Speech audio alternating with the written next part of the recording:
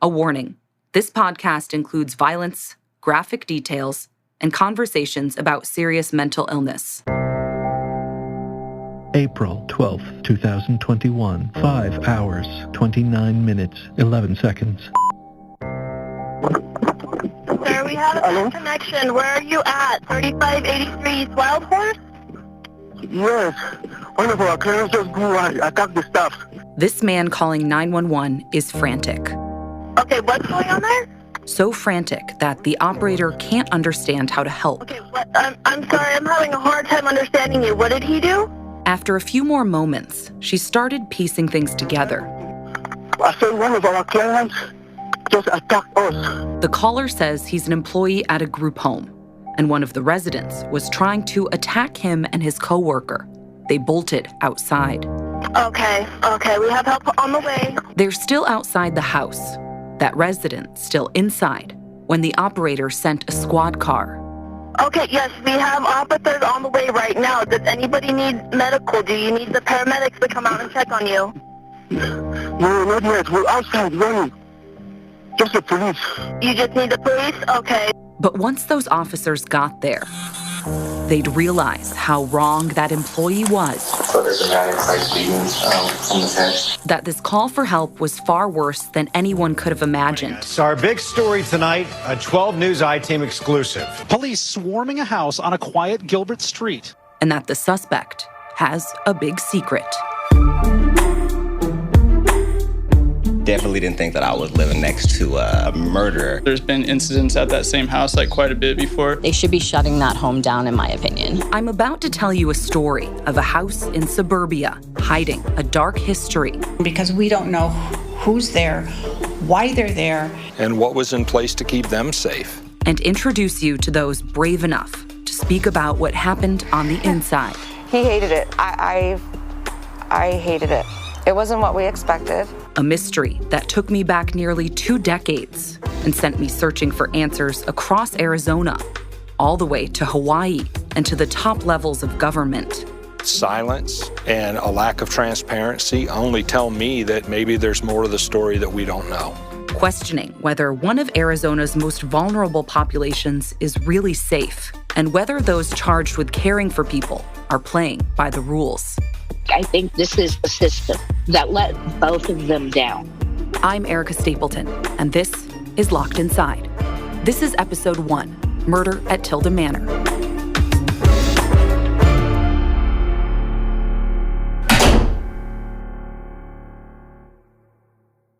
To start, we're going to take a step back so I can tell you a story about love and just how painful it can be.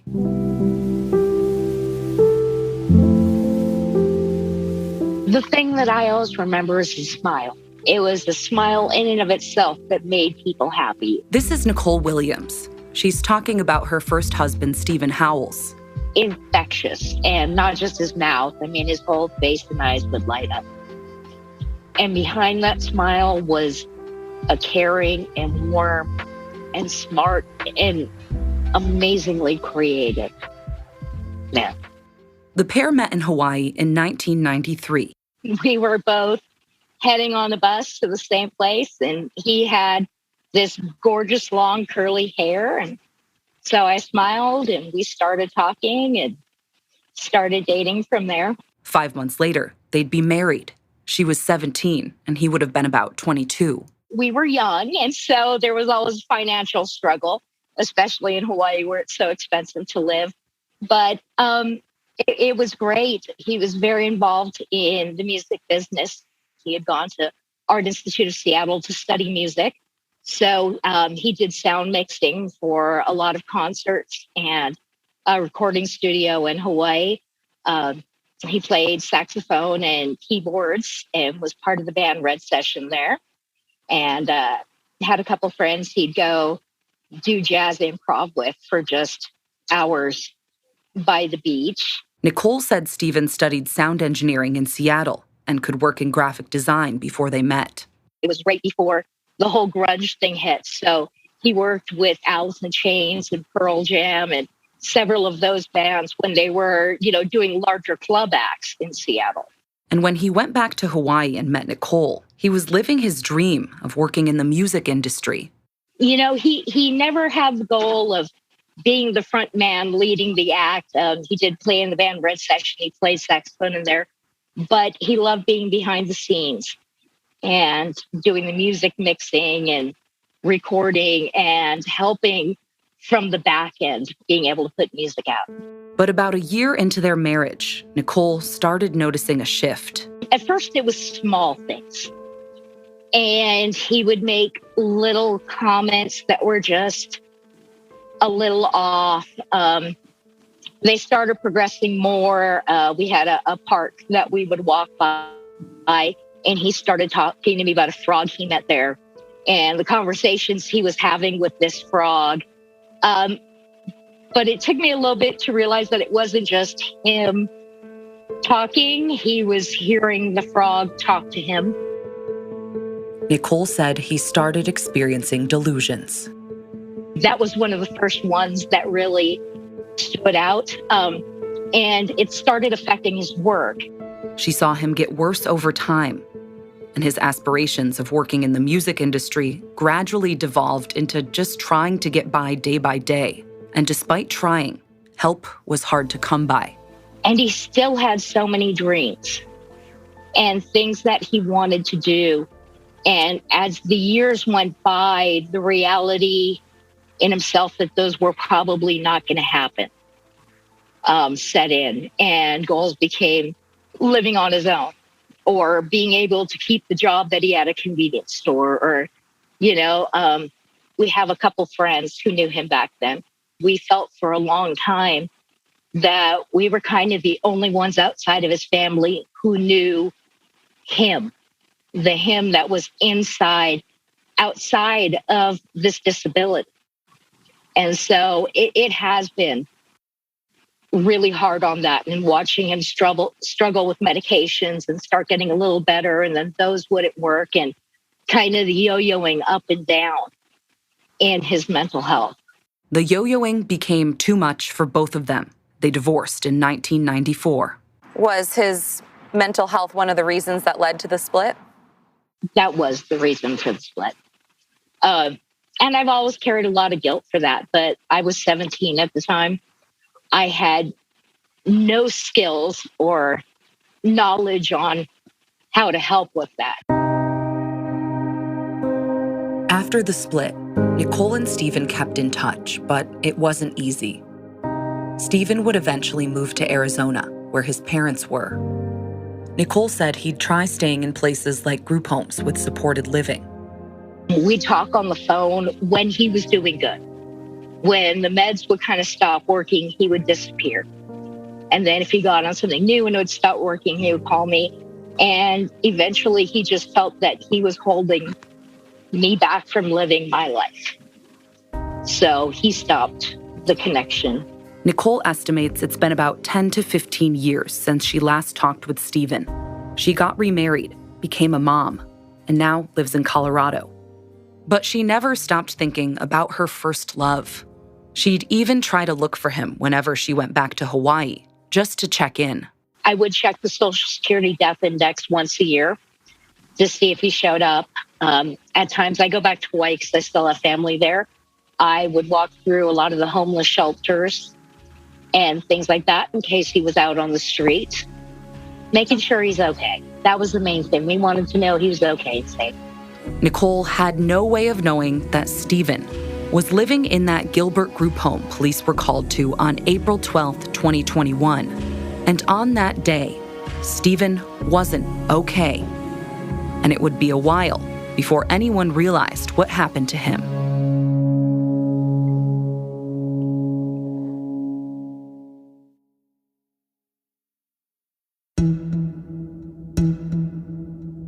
So I work pretty early in the morning, so I was up. My dog, he's pretty much on alert all the time. So this is James. He lives right next door to the group home, run by a company called Tilda Manor. He sees a lot around his neighborhood. My room actually sits on the second floor of the home, and it faces the outside where I can literally see the front street, see their driveway, as well as the back gate. Tilda Manor is in a quiet neighborhood. It's a 2-story beige house with big windows. Every time I've driven by, the blinds are typically drawn. A fence wraps around the backyard, and a gold van with the group home's name and number sits in the driveway. The house blends right in with the rest of the street, the kind of block where an HOA makes sure your trees are trimmed and lawns are mowed. Group homes aren't supposed to stand out in this community. We're in this school district area, nice family-built homes, tight-knit community. One with a lot of kids and an elementary school around the block. I have younger kids out in the street, nighttime, so we don't think anything of it just because, hey, we're in Gilbert, it's a nice neighborhood. And like James said, his alarm comes early. And so I was up, and my dog started growling, so it kind of alerted me to look out the window. This was around 6 in the morning on April 12th. And I saw an officer and a gentleman. I think the gentleman was one of the workers, actually, now that I'm thinking of it at this time. I'm kind of approaching the back gate, and no urgency or anything of that nature, but then like a click of a second, they started walking back towards the door. The next thing you know, the gentleman, which I believe to be a worker, jumped over the back gate. Officer tried to get over the back gate, wasn't able to get over the back gate, ended up going through the front door. It was pretty much low commotion after that. Almost like watching a train wreck. He kept watching as someone hopped the fence and chaos broke out. We've made entry. And at first I thought that it was some type of a chase going on, but the officer was close enough where he could have literally grabbed the gentleman. It didn't seem like that they were in any type of confrontation at all. What James didn't know at the time was that he was witnessing the aftermath of that frantic 911 call from the group home employee. Okay, what's going on there? When police first got there around 5:30 in the morning, Were you guys the one that called? 2 officers parked the car and ambled up to the 2 group home employees standing in the street. Police had been to this house before, and those calls run the gamut. Missing people, assaults, mental health checks, sometimes false alarms. This call would be very different. Body camera footage capturing it all. Okay, what happened tonight? He attacked me, so... Okay, and how did he attack you? Some of the audio in the footage is hard to understand. He punched you where at? Like, where did it land? On the face? But like they told the 911 operator, these employees tried to explain that a resident inside the home tried to hurt them, and they ran outside. And was he in his room when you guys left? I saw him. All right, so we'll go and talk to him real quick. The 4 men walked to the front door, and an officer tried to twist the knob. And then... You guys have a key that's locked. The officers found it was locked, and neither employee had a key. Is there a spare key in the van anywhere? No key. So you guys are the staff? Yeah. Okay, so how are you guys going to get in the house when we leave? We don't know yet. I just called it. You guys left the house without any keys? At this point, 6 minutes after the officers arrived, and they still couldn't get inside, one of the officers peered through the window to the left of the front door, and what he saw changed everything. So there's a man inside bleeding from his head. A man lying in a pool of blood on the bedroom floor. Oh yeah, can we get a supervisor en route? The officer called for backup, and their pace instantly changed. They needed to get inside. One officer started kicking the door, while the other asked if the employees could hop the fence and get in around the back.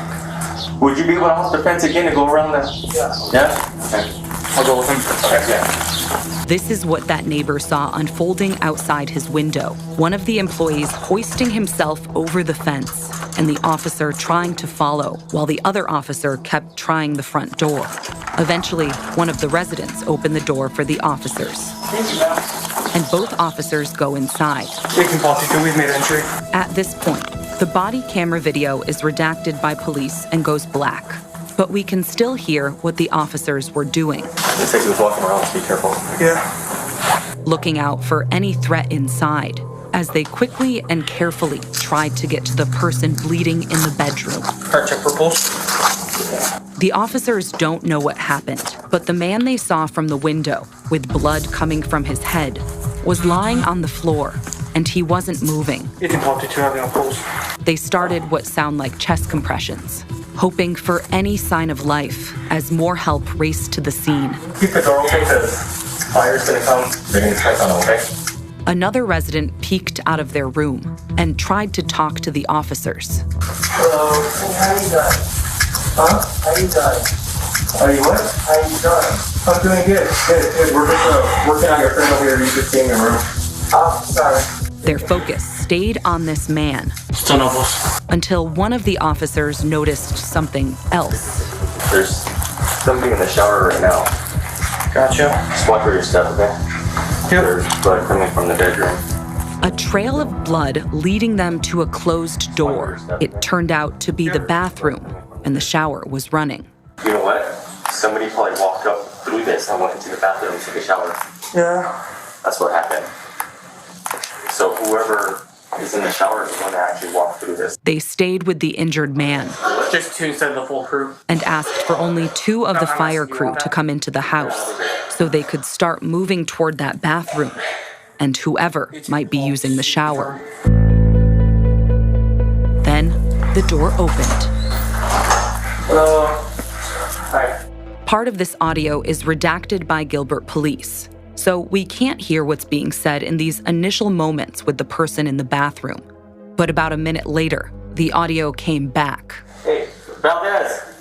Yeah. Can you get us a towel, please? What? Can you get us a towel? The man just got out of the shower. Just stay right there. Okay, just stay right there, man. I'll grab you some clothes. And as soon as the man is covered from the waist down, the body camera video turned back on. It's blurry due to police redaction, but you can see what appeared to be a man standing in the bathroom doorway, trying to put on a shirt. What's your name, sir? Chris. Chris. Is that short for Christopher? Yeah. Okay. What's your last name, Chris? Lambeth. What? How do you spell it? L-A-M-P-E-T-H. L-A-M-P-E-T-H. Okay. Christopher Lambeth. The officers asked him to keep putting his clothes on. All right, do you want to put your socks on, or did you have socks? Want to dry off real quick? As soon as Christopher Lambeth is dressed, one of the officers spun him around and put him in handcuffs. The officer guided him back through the halls and toward the front door. And just so you know, you do have the right to remain silent. Anything you say can be used against you in court of law. The officer walked him outside into a yard teeming with first responders. The officer beelined to a police car. All right, boss, go and have a seat. And put Lambeth in the back.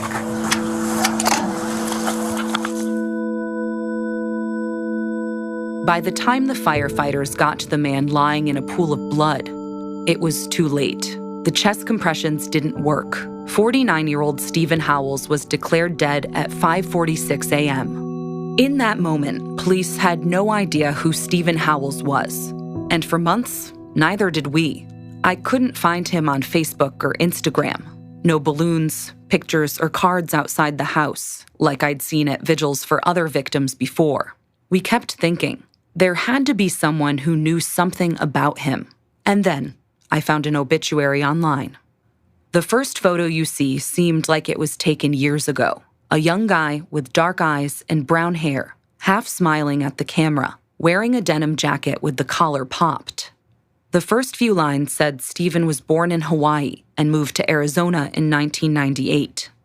The comments on this page appeared to be mostly from family or friends who knew him way back when, revealing glimpses of a man once full of life, who'd been dealt a really hard hand.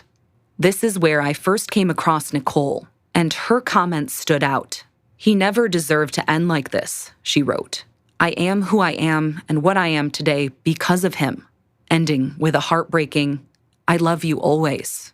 Our friend, who was his best friend since, I believe, elementary school, we have both kind of looked on our own and shared information. And I don't know how he found it, but he found the obituary. And so he Facebook instant messaged it to me. And a little funny story, my 10-year-old son was in trouble, and I had just called him to my room to lecture him. And he came in, and my husband started saying a few words to him, and that popped up. I started sobbing. My son thought he was in so much trouble because his mom just kept crying. So, yeah. So, I had a few really serious days of crying. After all the tears, she started processing how something like this could have happened. That should have been him. That should have never happened. I worried about things like that happening, but I worried about it on the street, not in someplace that's supposed to keep them safe. Nicole said she didn't know what led Stephen to the Tilda Manor group home in Gilbert, why he might have been placed there, or where exactly he was before. What we do know is that Tilda Manor is supposed to provide 24-hour supervision to people who need behavioral and mental health services. That's what their state license says they're supposed to do. But after reading all the police reports, we have a better understanding of how Stephen Howells wasn't kept safe. He was one of 9 residents living at the home, 3 women and 6 men. Christopher Lambeth had already been there for a few years when Stephen moved in. Other housemates told police the men didn't really know each other. Lambeth would usually keep to himself in his own room. Stephen originally had a roommate, but that person moved out, meaning Stephen had a room to himself too, right by the front door, the same room where officers found him bleeding. The night before he was killed, the 2 employees clocked in for their overnight shift. They told police it started out quietly. Everyone was in their rooms. They did bed checks around 2 a.m. and noticed Christopher Lambeth was pacing around his room. By 4 a.m., they thought he had gone to sleep. Then around 5 a.m., one of those employees was prepping medications for the residents when he suddenly heard a fight. He ran toward the living room and saw his coworker struggling with Christopher Lambeth, who wasn't wearing any clothes. Lambeth apparently tried to punch the other employee in the face, and both of the workers ran outside. At first, Lambeth followed them to the driveway, but he ultimately went back inside and locked the door, locking the employees out. It's not clear whether Stephen was attacked before or after the employees got locked out. If anything, I could see him being the person who would stand up and try to calm somebody down or de-escalate him. And although I don't know what happened in the room, that would be my bet of what happened. Christopher Lambeth admitted on the scene that he killed him, that he bludgeoned Stephen to death. He later told police he saw Stephen go and use the bathroom. Then he followed Stephen back to his bedroom and started choking him. Lambeth said he didn't know why he did this, and no one else saw what happened. Mr. Lambeth, you're here on a new Superior Court case for 1 count of murder in the 2nd degree, a Class 1 felony. You will have an attorney assigned to represent you. Christopher Lambeth was booked in county jail and charged with 2nd-degree murder in the death of Stephen Howells. In the court video, it looked like he was virtually appearing before a judge from jail. His face is covered with a mask, but his eyes were wide open, staring at the camera through his glasses, looking through a crack in the doorway of his cell. He didn't say a word, and a judge was doing all the talking. Sir, you have a bond in the amount of $2 million. That is a secured bond, so you can use a bonding agency to assist you. If you do bond out, you'll be released to pretrial services supervision, and you'll be fitted with an electronic monitoring device. This was not how his day was supposed to go, sitting in a jail cell, charged with murder. Thank you, sir. April 12th should have been moving day for Christopher Lambeth. Tilda Manor staff told police he'd been in the group home since 2018, although it's not clear when he first moved in. Employees said they never had any problems with him. In fact, he was doing so well at the home that he was set to move into his own apartment at 11 a.m. the morning of the killing. One staff member even told police he could handle it. But when police searched his room, they noticed he hadn't packed anything up. It didn't look like he was ready to leave. And it wasn't until he was taken away that most neighbors even learned his name. I talked with about a dozen neighbors in the days after the killing. Most knew the house was a group home, but didn't know why people might have been staying there.